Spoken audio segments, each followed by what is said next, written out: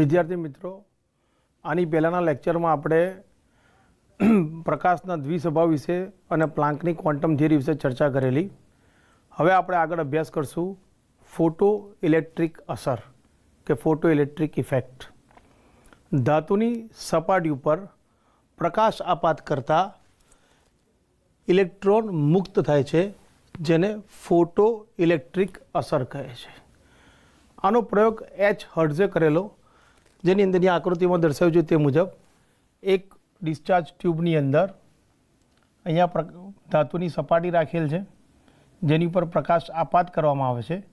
Electron મુક્ત થાય ત્યારે આ ડિટેક્ટર સાથે અથડાય છે. પરિણામ અહીંયા એ મીટરમાં પ્રવાહ બતાવે છે. એટલે કે ધાતુની સપાટી ઉપર પ્રકાશનું કિરણ આપાત કરતાં ઇલેક્ટ્રોન મુક્ત થાય છે.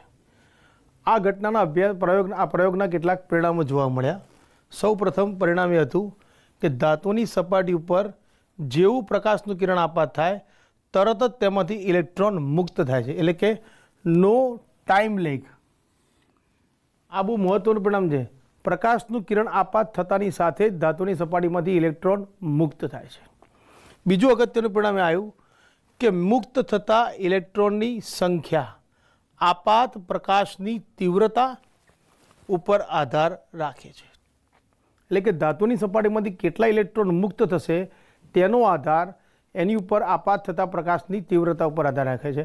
હવે પ્રકાશની તીવ્રતા તમને સાદી સમજૂતી આપી દઉં.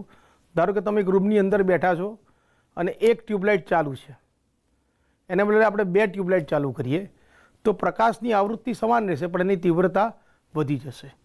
આને આપણે પ્રકાશની તીવ્રતા તરીકે કહી શકીએ. દરેક ધાતુ માટે એક નિશ્ચિત ન્યૂનતમ આવૃત્તિનો પ્રકાશ ઇલેક્ટ્રોનને મુક્ત કરવા માટે જરૂરી છે, જેને થ્રેશોલ્ડ ફ્રીક્વન્સી ન્યૂ ઝીરો અથવા તો ગુજરાતીમાં દહેલી આવૃત્તિ કહે છે. આ બહુ મહત્વનું પરિણામ હતું. જ્યારે ધાતુની સપાટી ઉપર પ્રકાશ આપાત કરવામાં આવે ત્યારે એવું નથી કે કોઈ પણ આવૃત્તિનો પ્રકાશ આપાત કરતાં ઇલેક્ટ્રોન મુક્ત થશે. એક નિશ્ચિત આવૃત્તિનો પ્રકાશ જ્યારે આપાત કરવામાં આવે ત્યારે જ ઇલેક્ટ્રોન મુક્ત થાય છે, એ સિવાય મુક્ત થતા નથી. એના માટે આપણે શબ્દ આપ્યો થ્રેશોલ્ડ ફ્રીક્વન્સી. આના આધારે કેટલાક પ્રાયોગિક પરિણામો જોવા મળ્યા. જેમ કે અહીંયા જુઓ, ન્યૂ ઝીરો બરાબર ન્યૂ, જ્યાં ન્યૂ ઝીરોને આપણે થ્રેશોલ્ડ આવૃત્તિ અને ન્યૂને આપાત પ્રકાશની આવૃત્તિ કહીશું.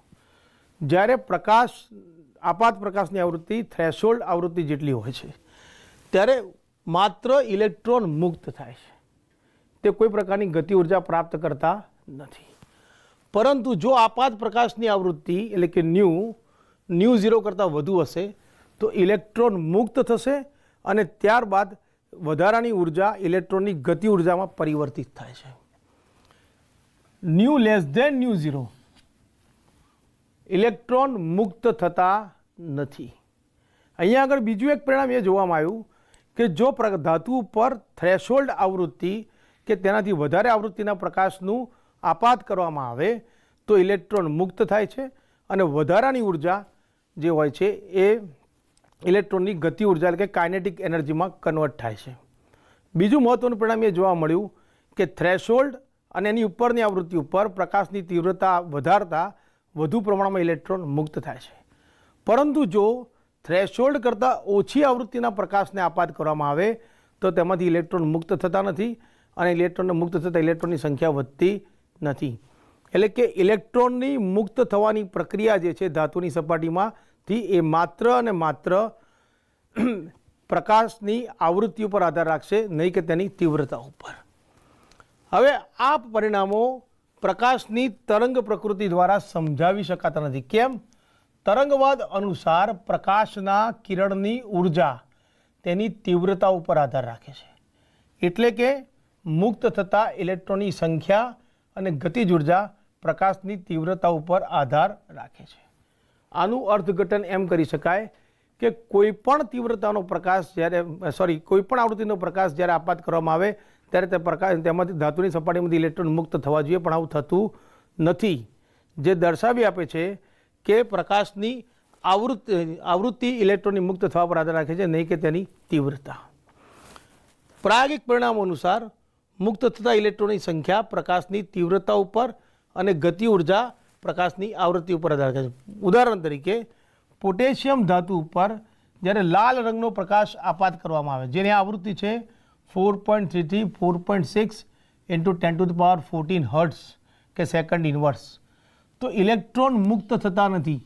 એટલે કે આછા લાલ રંગના પ્રકાશથી ઘેરા લાલ રંગના પ્રકાશ તરફ આપણે જઈએ તો કોઈપણ સંજોગોમાં ઇલેક્ટ્રોન મુક્ત થતા નથી. પરંતુ જ્યારે ધાતુની સપાટી પર પીળા રંગનો આછો પ્રકાશ આપાત કરવામાં આવે જેની આવૃત્તિ છે 5.1 થી 5.2 10⁻14 હર્ટ્ઝ, ત્યારે ઇલેક્ટ્રોન મુક્ત થાય છે.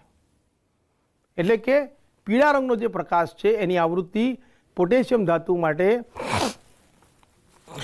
થ્રેશોલ્ડ ફ્રીક્વન્સી છે અથવા તો દહેલી આવૃત્તિ છે. બરાબર. આલ્બર્ટ આઇન્સ્ટાઈને ફોટો ઇલેક્ટ્રિક અસરની સમજૂતી પ્લાન્કના ક્વોન્ટમવાદને આધારે આપી. સૌથી પહેલાં જ્યારે ધાતુની સપાટી ઉપર આપાત થતા પ્રકાશને એટલે કે બીમ ઓફ પાર્ટિકલ કહી શકાય, એટલે કે ફોટોન કહેવામાં આવે છે. આપણે જાણીએ છીએ કે પ્લાન્કે પ્રકાશના કણ માટે ફોટોન શબ્દ વાપરેલો. એટલે આઇન્સ્ટાઈનના મત અનુસાર જ્યારે પ્રકાશનું કિરણ ધાતુની સપાટી ઉપર આપાત થશે એટલે કે ફોટોન જ્યારે આપાત થશે, જો એ પૂરતી ઉર્જા ધરાવતો ફોટોન હશે તો શું કરશે? ધાતુ એનું શક્તિનું શોષણ કરશે. પરિણામે ધાતુના ઇલેક્ટ્રોન એ ઉર્જાનું શોષણ કરી અને ઇલેક્ટ્રોન તેમાંથી મુક્ત થાય છે. અને આ સમયે કોઈપણ પ્રકારનો ટાઈમ લેગ જોવા મળતો નથી. એટલે કે જે પ્રકાશ આપાત થશે એની સાથે જ ઇલેક્ટ્રોન મુક્ત થશે.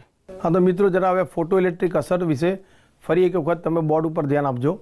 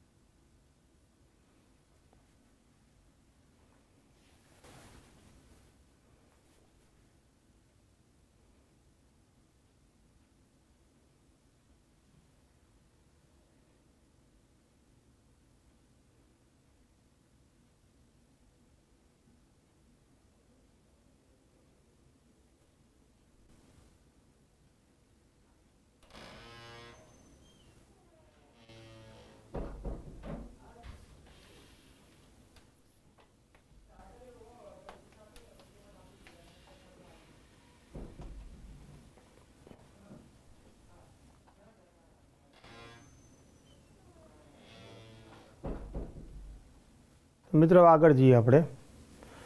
જે આપણે ચર્ચા કરી તેમ કે જ્યારે પ્રકાશ આપાત કરવામાં આવે છે ત્યારે આઇન્સ્ટાઈનના મત અનુસાર પૂરતી ઉર્જાવાળો ફોટોન જ્યારે આપાત કરવામાં આવે ત્યારે તે ઇલેક્ટ્રોનને મુક્ત કરે છે, જેને આપણે થ્રેશોલ્ડ એનર્જી તરીકે ઓળખીશું. જેટલી ફોટોનની ઉર્જા વધુ તેટલી વધુ મુક્ત થતા ઇલેક્ટ્રોનની ગતિ ઉર્જા. એટલે કે જેમ વધારે આવૃત્તિવાળો પ્રકાશ આપાત કરવામાં આવે તેમ વધારે ઉર્જાવાળો ઇલેક્ટ્રોન મુક્ત થશે. એટલે કે ઇલેક્ટ્રોનને જ્યારે મુક્ત થાય ત્યારે એક નિશ્ચિત જથ્થાની ઉર્જા ઇલેક્ટ્રોનને ધાતુમાંથી પરમાણુમાંથી મુક્ત કરવા માટે જરૂરી છે. જ્યારે પરમાણુ ઉપર પ્રકાશ આપાત કરવામાં આવે ત્યારે પરમાણુનું ઇલેક્ટ્રોન ઉર્જા કરે છે, ઉર્જાનું શોષણ કરે છે. જો એ ઉર્જા ધાતુના ન્યુક્લિયસ અને ઇલેક્ટ્રોન વચ્ચેના આકર્ષણ બળને જેટલી થશે ત્યારે ઇલેક્ટ્રોન અને ધાતુમાંથી મુક્ત થશે.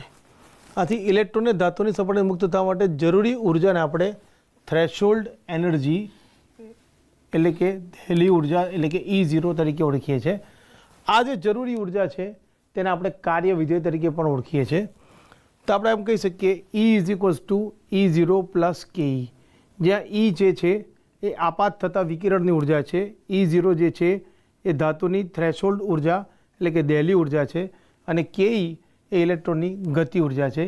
KE બરાબર 1/2 mv², જ્યાં m દળ અને v વેગ દર્શાવે છે.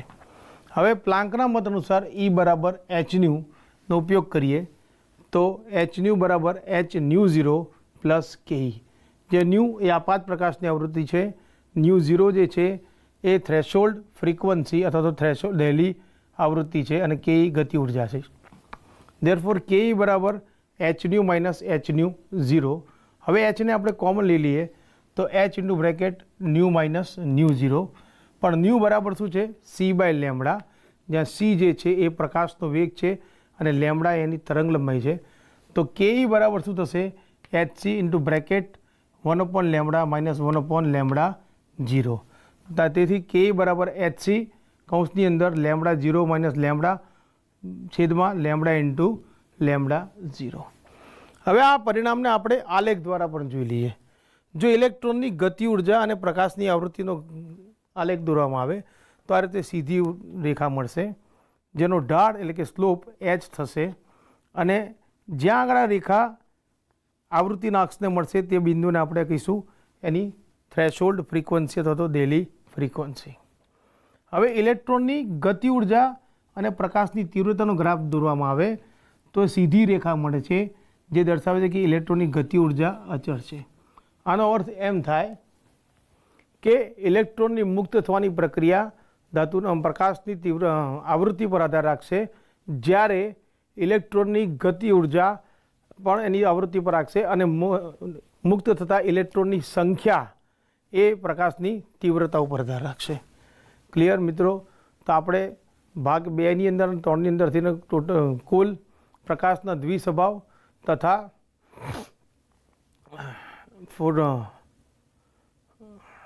ગરમ પદાર્થમાંથી વિકિરણ એટલે કે બ્લેક બોડી રેડિયેશન અને ફોટો ઇલેક્ટ્રિક અસરનો અભ્યાસ કર્યો. હવે આપણે આગળ જ્યારે અભ્યાસ કરશું ત્યારે આપણે વર્ણપટ વિશે વાત કરશું. તો વર્ણપટ એટલે શું છે? તો તમે જાણો છો તેમ જે સફેદ પ્રકાશ હોય છે તે 7 રંગની 7 રંગનો બનેલો છે, જુદી જુદી તરંગલંબાઈનો. હવે પ્રકાશનો વેગ માધ્યમ ઉપર આધાર રાખે છે. આથી પ્રકાશનું કિરણ જ્યારે એક માધ્યમમાંથી બીજા માધ્યમમાં પ્રવેશે ત્યારે વિચલન પામે છે. આપણે જાણીએ છીએ કે કોઈપણ પ્રકાશ એટલે કે ઇલેક્ટ્રોમેગ્નેટિક રેડિયેશન એટલે કે વીજ ચુંબકીય વિકિરણ માટે પ્રકાશનો વેગ એક સરખો જ લેવામાં આવે છે, એક સરખો જ છે, 3.0 × 10⁸ મીટર પર સેકન્ડ. હવે સફેદ પ્રકાશનું કિરણ જ્યારે પ્રિઝમમાંથી પસાર થાય ત્યારે ઓછી તરંગ લંબાઈ ધરાવતા તરંગનું વિચલન વધુ થશે અને વધુ તરંગ લંબાઈ ધરાવતા તરંગનું વિચલન ઓછું થશે. તો મિત્રો સફેદ પ્રકાશ જુદા જુદા રંગોનો બનેલો છે, એટલે કે જુદી જુદી તરંગ લંબાઈ ધરાવતા પ્રકાશનો બનેલો છે. આથી જ્યારે પ્રિઝમમાંથી પસાર થશે ત્યારે એનું વિખેરણ થાય છે, અને વિખેરણ થયા બાદ તે વંકાય છે, પરિણામે એનું વિચલન થાય છે. આનું ઉદાહરણ આપણે મેઘધનુષ્યમાં પણ જોઈએ છીએ કે સફેદ પ્રકાશના 7 રંગો જુદા પડી જાય છે. તો આપણે જોઈશું તો લાલ રંગ જે છે જેની તરંગ લંબાઈ સૌથી વધુ છે તેની વિચલન સૌથી ઓછું થાય છે, જ્યારે જાંબલી રંગ છે એની તરંગ લંબાઈ સૌથી વધુ છે, એનું વિચલન એની તરંગ લંબાઈ સૌથી ઓછી છે, એનું વિચલન સૌથી વધુ થાય છે. હવે જ્યારે આ મેઘધનુષને જોઈએ કે પ્રિઝમમાંથી પસાર થતો સફેદ પ્રકાશનું આપણે અવલોકન કરીએ તો બધા રંગો એકબીજામાં ભળી જાય છે, પરિણામે એક સતત વર્ણપટ મળે છે, જેને આપણે કહીએ છીએ વર્ણપટ તરીકે ઓળખીએ છીએ. આ રીતે મળતો જે વર્ણપટ હોય છે એને આપણે સતત વર્ણપટ પણ કહીએ છીએ. સતત એટલા માટે કહેવામાં આવે છે કે જાંબલી, એના પછી નીલો, જેમ એક પછી એક જે રંગો આવશે એક બે રંગો એકબીજામાં ભળી જાય છે, બે રંગની વચ્ચેની ભેદરેખા જોઈ શકાતી નથી, માટે આપણે એને સતત વર્ણપટ તરીકે પણ ઓળખીએ છીએ. હવે આપણે જે અભ્યાસ કરવાનો છે ઉત્સર્જન અને અવશોષણ વર્ણપટનો અભ્યાસ કરવાનો છે. ઉત્સર્જન વર્ણપટ કેવી રીતે મેળવી શકાય? તો જ્યારે વીજ ચુંબકીય વિકિરણ પદાર્થ સાથે આંતરક્રિયા કરે છે ત્યારે ઉર્જાનું શોષણ કરીને ઊંચા ઉર્જા સ્તરમાં જાય છે. કોઈપણ પદાર્થ ઉપર જ્યારે વીજ ચુંબકીય વિકિરણ આપાત કરવામાં આવે ત્યારે એ શું કરશે? પદાર્થ ઉર્જાનું શોષણ કરશે, પરિણામે એના ઇલેક્ટ્રોન નીચા શક્તિ સ્તરમાંથી ઉપરના શક્તિ સ્તરમાં જાય છે. આથી હવે ઊંચા ઉર્જા સ્તરમાં ગયેલા ઇલેક્ટ્રોન અસ્થાયી અવસ્થાઓને કારણે નીચે આવશે. જ્યારે નીચે આવશે ત્યારે તે શું કરશે? પ્રકાશનું ઉત્સર્જન કરે છે, વધારાની ઉર્જા મુક્ત કરે છે. હવે આ ઉત્સર્જિત ઉર્જાને જ્યારે સ્પેક્ટ્રોસ્કોપિક સાધનો જેમ કે સ્પેક્ટ્રોગ્રાફ કે સ્પેક્ટ્રોસ્કોપ વડે અવલોકન કરવામાં આવે ત્યારે તેની અંદર પ્રકાશિત રેખાઓ તેની વચ્ચે કાળા પટ્ટાઓ જોવા મળે છે, જેને આપણે રેખીય વર્ણપટ અથવા તો ઉત્સર્જન વર્ણપટ તરીકે ઓળખીએ છીએ. આ રીતના જે વર્ણપટ મળે છે તેને આપણે રેખીય વર્ણપટ કહીએ છીએ। હવે પદાર્થને ઉત્તેજિત કરવા માટે ઘણા બધા રસ્તા છે, જેમ કે પદાર્થને ગરમ કરી શકાય છે, પદાર્થની ઉપર કોઈ ઇલેક્ટ્રોમેગ્નેટિક રેડિયેશનને આપાત કરી શકાય અથવા કે પ્રકાશને આપાત કરી શકાય, અથવા તો તેને ઇલેક્ટ્રિક ડિસ્ચાર્જ આપીને, એટલે કે વિદ્યુત વિભાર નળીને આપણે પ્રયોગમાં જોયેલું તે પ્રમાણે કે ઇલેક્ટ્રિક ડિસ્ચાર્જ જો આપવામાં આવે તે ઉત્સર્જન કરશે। હવે વાયુમય અવસ્થામાં પરમાણુનો ઉત્સર્જન વર્ણપટ સતત નથી પરંતુ અસતત છે, એટલે કે ડિસકન્ટિન્યુઅસ છે। આનું કારણ શું છે?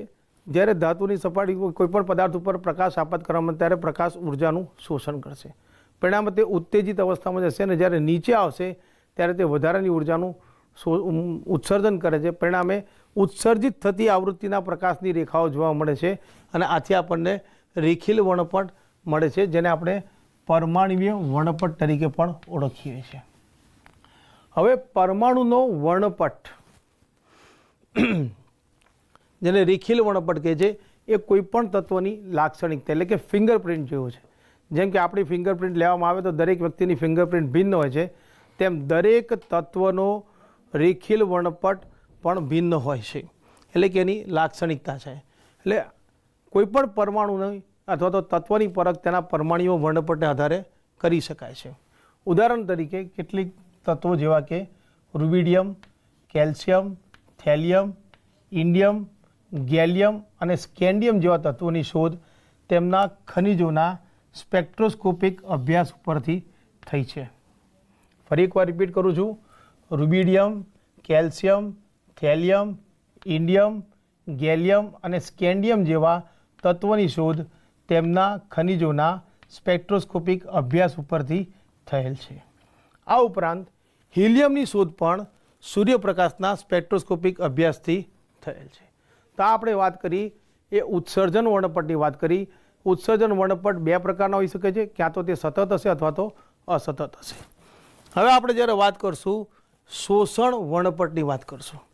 જ્યારે શોષણ વર્ણપટની અંદર શું થાય છે? જ્યારે કોઈ પ્રકાશ ઉપર પ્રકાશ પસાર કરવામાં આવે અને એમાંથી પ્રકાશ પસાર થાય ત્યારે શું થાય છે કે તે કેટલીક આવૃત્તિના પ્રકાશનું તે શોષણ કરે છે। જેમ કે આકૃતિમાં બતાવ્યું છે તે પ્રમાણે સફેદ પ્રકાશનું કિરણ જ્યારે પદાર્થના દ્રાવણ ઉપર, ઉદાહરણ તરીકે NaClના દ્રાવણ ઉપર આપણે પસાર કરીએ છીએ તો એમાંથી પારગમિત થતા એટલે કે ટ્રાન્સમિટેડ લાઇટનું જ્યારે પ્રિઝમ ઉપર પડે ત્યારે એનું વિખેરણ થઈ અને ફોટોગ્રાફિક પ્લેટ પર લેવામાં આવે ત્યારે કાળા પટ્ટાઓ જોવા મળે છે।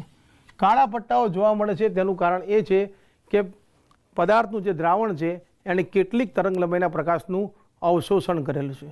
અહીંયા બીજી મહત્ત્વની બાબત એ યાદ રાખજો કે બાળકો, ઉત્સર્જન અને અવશોષણ વર્ણપટ જ્યારે કોઈ એક પર્ટિક્યુલર તત્વનો લેવામાં આવે કે પદાર્થનો લેવામાં આવે તો એ બંને એકબીજાની ફોટોગ્રાફિક નેગેટિવ જેવા હશે, એટલે કે બંનેની અંદર તરંગ લંબાઈઓ જે હશે, જે ઉત્સર્જિત પ્રકાશની તરંગ લંબાઈ અને અવશોષિત પ્રકાશની તરંગ લંબાઈ બંને વર્ણપટમાં સરખી હશે, જે આગળ આપણે પાવર પોઈન્ટ સ્લાઇડ્સમાં જોઈશું।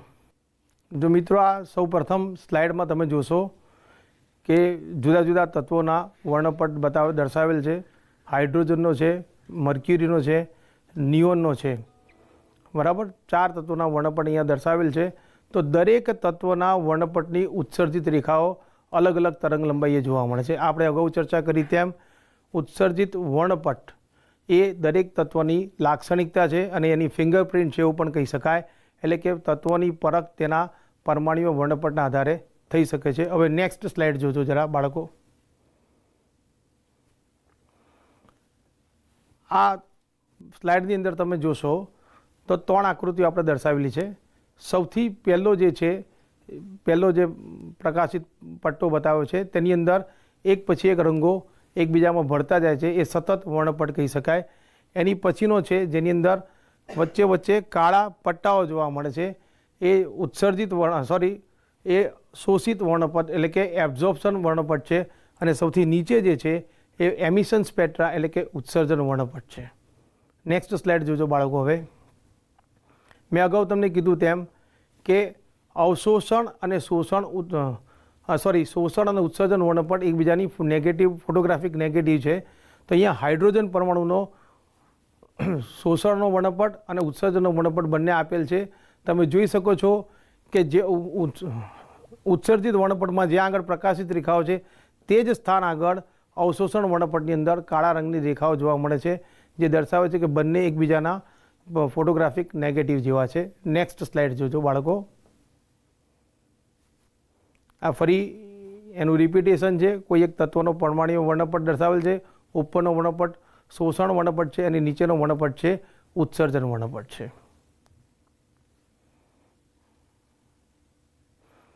હવે બાળકો આપણે હાઇડ્રોજન વર્ણપટનો અભ્યાસ કરીશું. તમે સ્લાઇડની અંદર જોજો, જે પ્રાયોગિક ગોઠવણી દર્શાવી છે. એક ગેસ ડિસ્ચાર્જ ટ્યુબ આપેલી છે. આ સામાન્ય તો તમારા ઘરમાં આપણે જે વાપરીએ છીએ ટ્યુબલાઇટ જે આપણે જૂની વાપરતા હતા એના જેવી જ હોય છે. ટ્યુબલાઇટમાં પણ એક પ્રકારનો ગેસ ભરેલો છે. જ્યારે આપણે સ્વિચ ઓન કરીએ ત્યારે આપણે એને હાઈ ડીસી વોલ્ટેજ આપીએ છીએ અને પરિણામે ડિસ્ચાર્જ થવાને કારણે વાયુના અણુઓ ઉર્જાનું શોષણ કરે છે અને પરિણામે ઉત્સર્જન કરે છે અને આપણને પ્રકાશ મળે છે. હાલમાં તો આપણે હવે એલઈડી બલ્બ વાપરતા થયા છીએ, જે જુદા પ્રકારની મિકેનિઝમ છે. હવે અહીંથી ઉત્સર્જિત જ્યારે હાઇડ્રોજન વાયુને ભરવા ડિસ્ચાર્જ ટ્યુબમાં લેવામાં આવે ત્યારે તેમાંથી જાંબલી પ્રકાશનું ઉત્સર્જન થાય છે. આ જાંબલી રંગના પ્રકાશને સ્લિટ દ્વારા સંકેન્દ્રિત કરી અને ત્યારબાદ તેને પ્રિઝમ ઉપર જ્યારે લેવામાં આવે ત્યારે પ્રિઝમમાંથી પસાર થતો પ્રકાશનું વિખેરણ થાય છે અને એને જ્યારે ફોટોગ્રાફિક પ્લેટ પર લેવામાં આવે ત્યારે તેમાં અસંખ્ય રેખાઓ જોવા મળે છે. આથી તેને આપણે રેખીલ વર્ણપટ તરીકે પણ અથવા તો પરમાણ્વીય વર્ણપટ કહીએ છીએ. મિત્રો, હવે આપણે હાઇડ્રોજન વર્ણપટ વિશે ચર્ચા કરી. તમે જરા સ્લાઇડની અંદર જોજો, એની પ્રાયોગિક ગોઠવણી જરા ફરી એકવાર ધ્યાનથી જોઈ લઈએ. જો અહીંયા તમને સ્કીમેટિક ડાયાગ્રામ આપેલ છે. સૌથી પહેલાં એક ડિસ્ચાર્જ ટ્યુબ બતાવેલી છે, જેમાં નીચા દબાણે હાઇડ્રોજન વાયુ લઈ અને હાઈ વોલ્ટેજ આપવામાં આવે છે.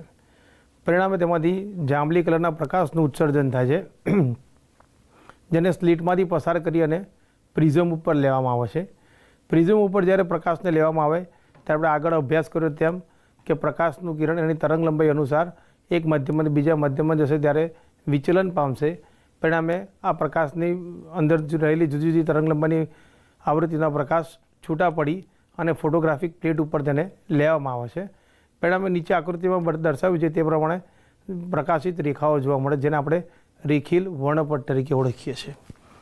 હાઇડ્રોજન વર્ણપટમાં અસંખ્ય રેખાઓ જોવા મળે છે. પ્રથમ દ્રષ્ટિએ આ રેખાઓ ખૂબ જ સંકીર્ણ છે, પરંતુ તેમાં એક પ્રકારની નિયમિતતા જોવા મળે છે. જુદા જુદા વૈજ્ઞાનિકો આ રેખાઓ વિશે અભ્યાસ કરી અને તેમની આવૃત્તિ શોધી હતી, જેમાં મુખ્યત્વે લાયમેન, બાલ્મર, પાસ્ચન, બ્રેકેટ, પી ફંડ અને હમ્ફરી છે. પી ફંડ અને હમ્ફરી આ બંને વિભાગની રેખાઓ બોરના નમૂના પછી શોધાયેલ છે, જ્યારે આ બધી રેખાઓ શોધાયેલ હતી. તો બાલ્મરે સૌપ્રથમ દ્રશ્યમાન વિભાગમાં જ્યારે અભ્યાસ કર્યો ત્યારે એક સૂત્ર આપ્યું, ન્યુબાર બરાબર 109677 into bracket 1/2 square minus 1/n1 square centimetre inverse. ત્યારબાદ દરેક વૈજ્ઞાનિકે તેમની શ્રેણી માટે આવૃત્તિ ગણવા માટે આ રીતે સૂત્ર આપેલ. ત્યારબાદ જે રીડબર્ગે એક સામાન્ય સૂત્ર આપ્યું, ન્યુબાર બરાબર RH 1/n1 square minus 1/n2 square centimetre inverse. આપણે જાણીએ છીએ કે ન્યુબાર બરાબર 1/લેમ્ડા. RH ને આપણે રીડબર્ગ અચળાંક તરીકે ઓળખીએ છીએ, જેનું મૂલ્ય છે RH is equals to 109677 centimetre inverse. હવે અહીંયા આગળ તમે આકૃતિની અંદર હાઇડ્રોજન વર્ણપટ જોઈ શકો છો. એની આકૃતિ મેં દોરેલ છે. અહીંયા n બરાબર 1, 2, 3, 4, 5, 6 અને 7 આપેલ છે. તો વર્ણપટ મળવાનું મુખ્ય કારણ શું છે? જ્યારે હાઇડ્રોજન વાયુને વિદ્યુત વિભાર નળીમાં લેવામાં આવે છે અને ઇલેક્ટ્રિક ડિસ્ચાર્જ આપવામાં આવે છે, ત્યારે હાઇડ્રોજનના અણુઓ ઉર્જાનું શોષણ કરી અને સૌપ્રથમ હાઇડ્રોજનના પરમાણુમાં રૂપાંતરિત થશે. ત્યારબાદ આ પરમાણુ ઉર્જાનું શોષણ કરતા હોવાથી તેમના ઇલેક્ટ્રોન પર ઉર્જાનું શોષણ કરશે અને પરિણામે એ નીચેના શક્તિ સ્તરમાંથી ઉપરના શક્તિ સ્તરમાં જાય છે. પરંતુ ઉપરનો શક્તિ સ્તર અસ્થાયી હોવાથી આ ઇલેક્ટ્રોન તરત પાછા આવશે. જ્યારે જે પાછા આવશે ત્યારે સીધા નીચલા શક્તિ સ્તરમાં પાછા નથી આવતા, પરંતુ જુદા જુદા શક્તિ સ્તરમાં જેને પાછા આવતા હોવાને કારણે જુદી જુદી વર્ણપટીય રેખાઓ જોવા મળે છે। ઉદાહરણ તરીકે જો ઇલેક્ટ્રોન સૌથી ઊંચા શક્તિ સ્તરમાં ઉત્તેજિત થઈને ગયેલ હોય, જે કે 7 નંબરનો બતાવેલ છે અહીંયા, ત્યાંથી એ સીધો જો પહેલા શક્તિ સ્તરમાં આવે તો લાઇમેન શ્રેણીઓ આપશે। ઇલેક્ટ્રોન છઠ્ઠા શક્તિ સ્તરમાં હોય અને પહેલા શક્તિ સ્તરમાં સંક્રમણ પામશે તો પણ લાઇમેન। એ જ રીતે પાંચમામાંથી પહેલામાં, ચોથામાંથી પહેલામાં, ત્રીજામાંથી પહેલા શક્તિ સ્તરમાં કે બીજા શક્તિ સ્તરમાંથી પહેલા, એટલે કે કોઈ પણ ઉત્તેજિત શક્તિ સ્તર, એટલે કે 2 થી ચાલુ કરીને 7 સુધી કોઈ પણ શક્તિ સ્તરમાંથી જ્યારે ઇલેક્ટ્રોનનું સંક્રમણ પહેલા શક્તિ સ્તરમાં થશે ત્યારે તે લાઇમેન શ્રેણીની રેખાઓ આપશે। એ જ રીતે ઉપરના શક્તિ સ્તરમાં ગયેલ ઇલેક્ટ્રોન જેમ કે 7માંથી 2માં આવશે, 6માંથી 2માં આવશે, 5માંથી 2માં આવશે, 4માંથી 2માં આવશે કે 3માંથી 2માં આવશે તો એ બાલ્મર શ્રેણીની રેખાઓ આપશે। લાઇમેન શ્રેણીની રેખાઓ જે છે એ આપણને યુવી વિભાગમાં જોવા મળે છે, જ્યારે બાલ્મર શ્રેણીની રેખાઓ છે આપણને દ્રશ્યમાન વિભાગમાં જોવા મળે છે। ત્યારબાદ જો ઇલેક્ટ્રોન ઉપરના શક્તિ સ્તરમાંથી ત્રીજા શક્તિ સ્તરમાં સંક્રમણ, એટલે કે 7માંથી 3ની અંદર કરશે, 6માંથી 3માં કરશે, 5માંથી 3માં કરશે કે 4માંથી 3માં કરશે, તેને પાશ્ચન શ્રેણીની રેખાઓ કહેવામાં આવે છે। એ જ રીતે જ્યારે ઇલેક્ટ્રોન 7મા શક્તિ સ્તરમાંથી ચોથા શક્તિ સ્તરમાં, છઠ્ઠામાંથી ચોથામાં કે 5મામાંથી ચોથામાં જાય ત્યારે બ્રેકેટ શ્રેણીની રેખાઓ આપશે। તે જ રીતે ઇલેક્ટ્રોન 7મા અને છઠ્ઠા શક્તિ સ્તરમાંથી 5મા શક્તિ સ્તરમાં સંક્રમણ પામે તે પી ફંડ શ્રેણીની રેખાઓ આપશે। અને જો ઇલેક્ટ્રોન 7મા શક્તિ સ્તરમાંથી છઠ્ઠા શક્તિ સ્તરમાં સંક્રમણ પામે તો એ હમ્ફરી શ્રેણીની રેખાઓ આપે છે। એટલે કે ઇલેક્ટ્રોન ઉત્તેજિત થયા બાદ નીચેના શક્તિ સ્તરમાંથી ઉપરના શક્તિ સ્તરમાં જશે અને ત્યારબાદ નીચે આવશે, અને જ્યારે તે નીચે આવશે ત્યારે એ શું કરશે, ઉર્જાનું ઉત્સર્જન કરશે, પરિણામે આપણને પ્રકાશિત રેખાઓ જોવા મળે છે। હવે આપણને એક ક્વેશ્ચન થશે કે હાઇડ્રોજન પરમાણુમાં તો એક જ ઇલેક્ટ્રોન છે, તો આટલી બધી પ્રકાશિત રેખાઓ દેખાવાનું કારણ શું? તો અહીંયા ધ્યાન આપજો બાળકો કે હાઇડ્રોજન પરમાણુમાં એક જ ઇલેક્ટ્રોન હોવા છતાં એકથી વધુ રેખાઓ જોવા મળે છે। તેની સમજૂતી કઈ રીતે આપી શકાય? તો બાળકો જ્યારે આપણે નીચા દબાણે હાઇડ્રોજન વાયુને ડિસ્ચાર્જ નળીમાં લઈએ છીએ ત્યારે એક જ પરમાણુ કે એક જ અણુ હોતો નથી, ઘણા બધા અણુઓ રહેલા હોય છે। આ બધા અણુઓ જ્યારે ઉર્જાનું શોષણ કરી અને હાઇડ્રોજન પરમાણુમાં રૂપાંતરિત થાય ત્યારબાદ તેઓ જુદી જુદી પ્રમાણમાં ઉર્જાનું શોષણ કરે છે, પરિણામે તેમના ઇલેક્ટ્રોન જુદા જુદા શક્તિ સ્તરમાં સંક્રમિત થાય છે। આ રીતે સંક્રમિત થયેલા ઇલેક્ટ્રોન જ્યારે નીચેના શક્તિ સ્તરમાં પાછા આવે છે ત્યારે તે જુદી શક્તિ સ્તરમાં પાછા આવવાના કારણે એકસાથે અનેક રેખાઓ જોવા મળે છે। આ એક થયું સમજૂતીનો પ્રકાર। બીજી સમજૂતી કઈ રીતે આપી શકાય?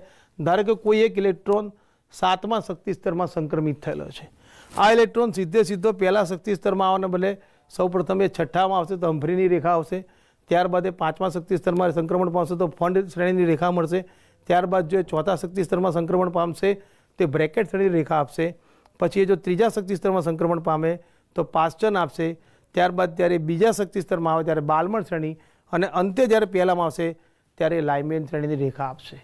એટલે કે બે રીતે સમજૂતી આપી શકાય। એક કરતાં વધુ પરમાણુઓ છે, દરેક પરમાણુ જુદી જુદી જથ્થામાં ઉર્જાનું શોષણ કરે છે, પરિણામે તેમના ઇલેક્ટ્રોન જુદા જુદા શક્તિ સ્તરમાં જાય છે, અને જુદા જુદા શક્તિ સ્તરમાં ગયેલા ઇલેક્ટ્રોન જુદા જુદા પ્રમાણમાં ઉર્જાનું ઉત્સર્જન કરી અને જુદા જુદા શક્તિ સ્તરમાં સંક્રમણ પામે છે, પરિણામે એકસાથે અનેક રેખાઓ જોવા મળે છે। અથવા ઉચ્ચતમ શક્તિ સ્તરમાં ગયેલ ઇલેક્ટ્રોન સીધો સૌથી નીચા શક્તિ સ્તરમાં આવે, ભલે ક્રમશઃ એક પછી એક શક્તિ સ્તરમાં જ્યારે સંક્રમણ પામીને નીચે આવે ત્યારે પણ એક જ ઇલેક્ટ્રોન એક કરતાં વધુ સંક્રમણને કારણે એક કરતાં વધુ રેખાઓ આપશે। બીજું તમે આકૃતિની અંદર ધ્યાનથી જોશો કે મેં જે આકૃતિ દોરી છે તેની અંદર પહેલા અને બીજા વચ્ચેનો ગાળો એના કરતાં બીજા અને ત્રીજાનો ગાળો ક્રમશઃ નાનો કરેલ છે। એટલે કે જેમ તમે નીચેથી ઉપર જશો તેમ મેં બે લાઇન વચ્ચેનું, એટલે કે બે શક્તિ સ્તર વચ્ચેનું અંતર ઓછું કર્યું છે। આ શું દર્શાવે છે કે હાઇડ્રોજન પરમાણુમાં ક્રમિક ઉર્જા સ્તરો વચ્ચે શક્તિનો તફાવત ઘટે છે। એટલે કે બીજા અને પહેલા શક્તિ સ્તર વચ્ચે જે શક્તિનો તફાવત છે એ શક્તિનો તફાવત ત્રીજા અને બીજા કરતાં વધુ છે। એ જ રીતે ચોથા અને ત્રીજાનો શક્તિ સ્તરનો તફાવત તેના કરતાં વધુ છે। અને એમ કહી શકાય કે હાઇડ્રોજન પરમાણુની અંદર ક્રમિક ઉર્જા સ્તરો વચ્ચે ઉર્જાનો તફાવત ઘટતો જાય છે। એટલે કે જેમ પરમાણુના કેન્દ્રથી આપણે દૂર જઈશું તેમ તેમ ઉર્જા સ્તરો વચ્ચે શક્તિનો તફાવત ઘટતો જશે. હવે એક બીજો પ્રશ્ન અહીંયા આગળ પ્રશ્ન જોજો બાળકો. ઇલેક્ટ્રોનનું સંક્રમણ n બરાબર 7 થી n બરાબર 1 થાય ત્યારે મળતી રેખાની સંખ્યા કેટલી થશે? અહીંયા મેં એક સૂત્ર લખેલ છે n2 - n1 plus બ્રેકેટમાં n2 - n1 + 1/2. હવે જરા આકૃતિ ઉપર ધ્યાન આપજો. આપણે પહેલાં સાદી પદ્ધતિથી શોધી શકીએ તો પ્રયત્ન કરીએ કઈ રીતે શોધાશે. ધ્યાન આપજો. જોજો લાઇમેન શ્રેણીની અંદર કેટલી રેખાઓ મળશે? 1 2 3 4 5 6 રેખાઓ મળશે. ત્યારબાદ બાલ્મરમાં બીજી 5 રેખાઓ છે એટલે 6 ને 5 કેટલી થઈ? 11. પાસ્ચનમાં બીજી 4 છે 11 ને 4 કેટલી થશે બાળકો? 15. બ્રેકેટમાં 3 બીજી મળશે 18. ફંડમાં બીજી 2 મળશે એટલે કે 20 અને હમ્ફરીની અંદર એક એટલે 21 રેખાઓ મળશે. હવે MCQ પૂછાયો હોય ત્યારે આ રીતે જવાબ આપશું તો આપણને ખૂબ જ સમજ હશે. તેનું સોલ્યુશન જરા અહીંયા જોઈ લો કે આપણે n2 બરાબર શું લઈશું અહીંયા આગળ? 7, n1 બરાબર 1. તો ઉપરના સૂત્રના આધારે 7 - 1 એટલે કે 6 ઇન્ટુ અનધર બ્રેકેટ 6 + 1 એટલે કે 7 ડિવાઇડેડ બાય 2 એટલે કે 21 રેખાઓ મળશે. તો આકૃતિ દોર્યા વગર સીધો સૂત્ર દ્વારા જ આપણે MCQનો જવાબ આપી શકશું. તો ફરી એકવાર ફોર્મ્યુલા પર ધ્યાન આપજો.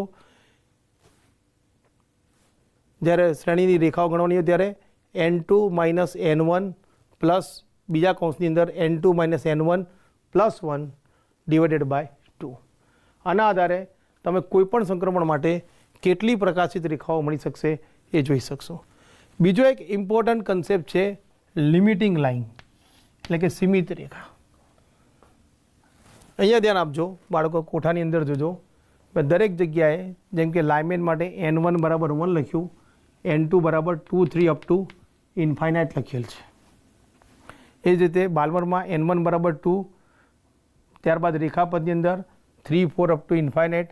દરેક શ્રેણીની અંદર મેં ઇન્ફાઇનાઇટ લખેલ છે. તો જ્યારે કોઈ પણ શ્રેણીની અંદર ઇલેક્ટ્રોનનું સંક્રમણ ઇન્ફાઇનાઇટ એનર્જી લેવલથી એના રેખાપથ એટલે કે લાઇમેન હોય તો 1 લેવાનું, બાલ્મર હોય તો 2 લેવાનું, પાસ્ચન હોય તો 3 લેવાનું, બ્રેકેટ હોય તો 4 લેવાનું, પીફંડ હોય તો 5 અને હમ્ફરી હોય તો 6 લેવાનું. તો આ જે મળશે અનંત શક્તિ સ્તરમાંથી જ્યારે શ્રેણીના શક્તિ સ્તરની અંદર જ્યારે ઇલેક્ટ્રોનનું સંક્રમણ થાય તેને આપણે લિમિટિંગ લાઇન કહે છે. તો લિમિટિંગ લાઇન માટે ઉત્સર્જિત પ્રકાશની આવૃત્તિ શક્તિ મહત્તમ થશે અને તેની તરંગ લંબાઈ ન્યૂનતમ થશે.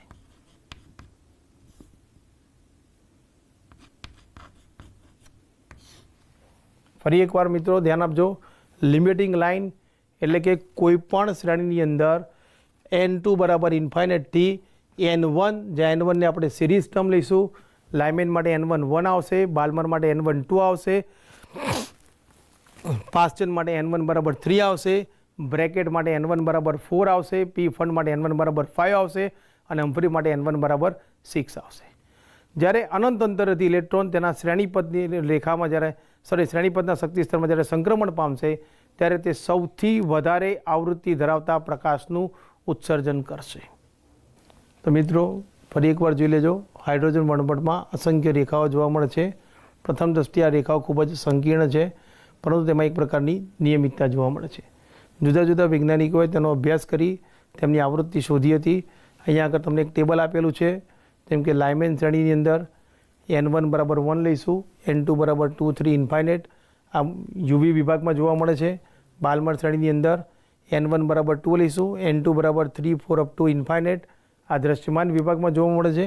પાસ્ચન શ્રેણીમાં n1 બરાબર 3, n2 બરાબર 4 5 ઇન્ફાઇનાઇટ આ ઇન્ફ્રારેડ રિજિયનમાં એટલે કે પારક્ત વિભાગમાં જોવા મળે છે. એ જ રીતે બ્રેકેટ માટે n1 બરાબર 4, n2 બરાબર 5 6 અપ ટુ ઇન્ફાઇનાઇટ લઈશું. આ પણ પારક્ત પી ફંડ N1 બરાબર 5, N2 બરાબર 6, 7 અપ ટુ ઇન્ફાઇનાઇટ. આ પણ ઇન્ફ્રારેડ રિજિયનમાં. હમ્ફ્રી માટે N1 બરાબર 6 અને N2 બરાબર 7, 8 અપ ટુ ઇન્ફાઇનાઇટ જોવા મળે છે. આ પણ ઇન્ફ્રારેડ રિજિયનમાં જોવા મળે છે. બાલ્મરના મત અનુસાર ન્યુ બાર બરાબર 109677 into bracket 1/2 square minus 1/n square into centimetre inverse. આ જ રીતે દરેક વૈજ્ઞાનિકોએ પોતાની શ્રેણીને પ્રકાશિત રેખાઓ માટે આવૃત્તિ ગણવા માટે સૂત્ર તારેલું.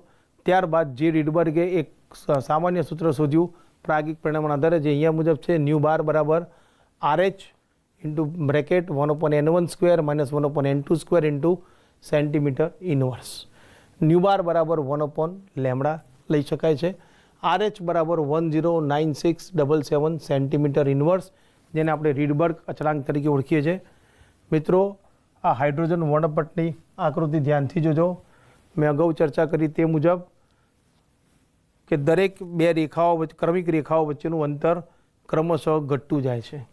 આ ઘટતું જતું અંતર એ દર્શાવે છે કે જેમ ઇલેક્ટ્રોન કેન્દ્રથી દૂર જશે તેમ તેના શક્તિ સ્તરો વચ્ચે શક્તિનો તફાવત ઘટતો જાય છે. બરાબર.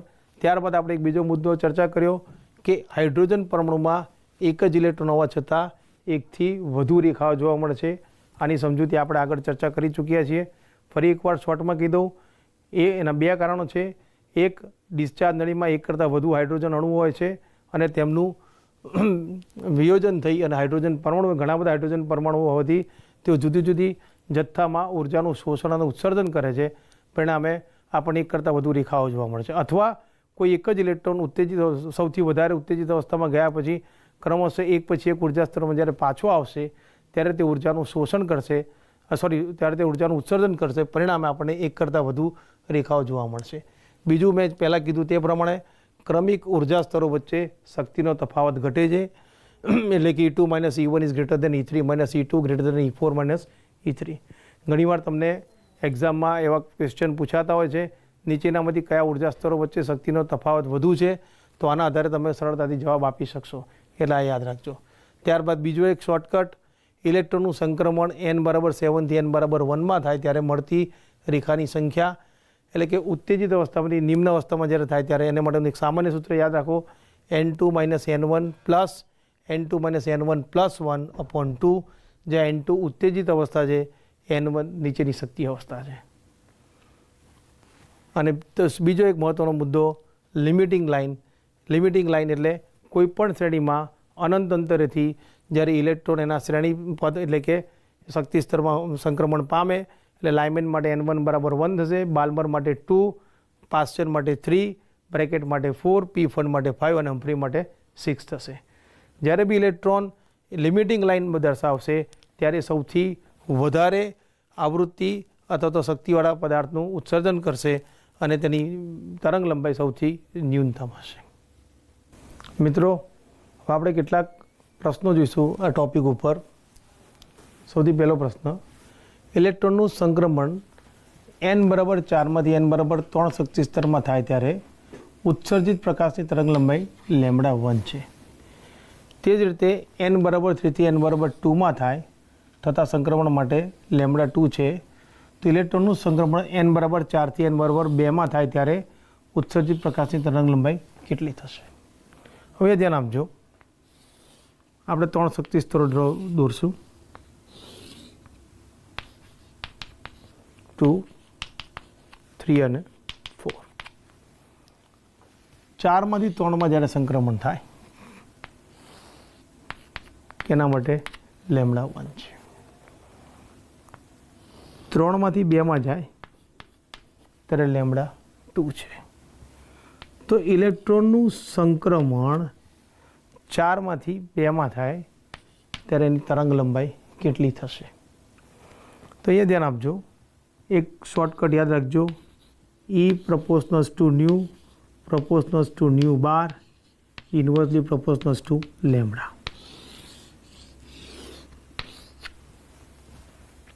હવે ચોથામાંથી બીજા શક્તિ સ્તરમાં જ્યારે ઉત્સર્જન થાય એને આપણે E કહીએ, આની ઉર્જાને આપણે E1 કહીએ અને E2 કહીએ અને આને E કહીએ. તો E બરાબર થશે E1 પ્લસ E2. અગાઉ આપણે જોયું તેમ E બરાબર hc બાય લેમડા પ્લાન્કની થિયરી અનુસાર. તો અહીંયા આગળ એનો ઉપયોગ કરશું.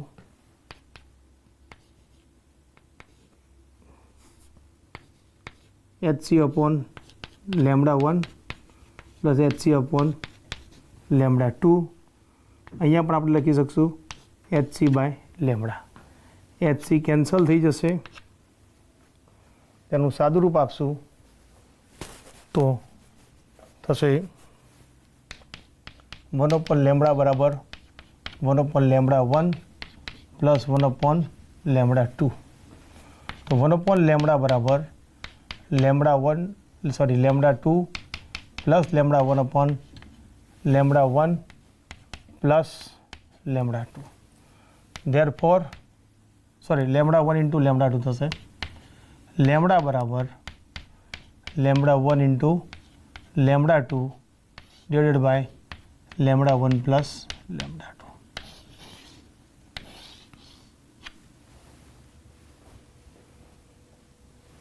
બીજો પ્રશ્ન જોજો. ઇલેક્ટ્રોનનું સંક્રમણ n બરાબર 2 થી n બરાબર 1 માં થાય ત્યારે ઉત્સર્જિત પ્રકાશની તરંગ લંબાઈ કેટલી થશે?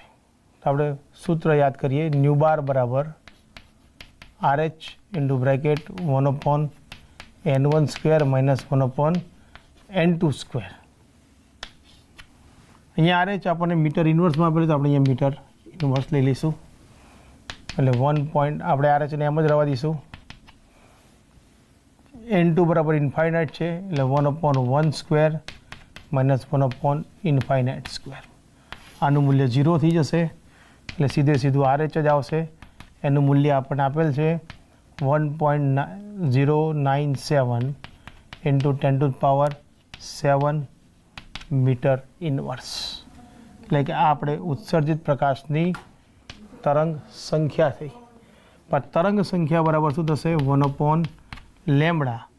માટે લેમડા બરાબર 1 અપોન 1.07 ઇન્ટુ 10⁻7 મીટર. એપ્રોક્સિમેશન કરી લઈએ આનું, તો આશરે 1 પોઈન્ટ સમથિંગ પોઈન્ટમાં 1ની આસપાસ જ જવાબ આવશે ઇન્ટુ 10⁻7 મીટર. આની નજીક તમને જવાબ મળશે. એટલે તમે એપ્રોક્સિમેશનથી પણ આન્સર શોધી શકશો. તો મિત્રો, આજના લેક્ચરમાં આપણે ફોટો ઇલેક્ટ્રિક અસર, હાઇડ્રોજન વર્ણપટ, શોષણ ઉત્સર્જન વર્ણપટ વિશે ચર્ચા કરી. હવે પછીના લેક્ચરની અંદર આપણે બોરના પરમાણુ નમૂના વિશે અને તેની મર્યાદા વિશે ચર્ચા કરીશું. Thank you.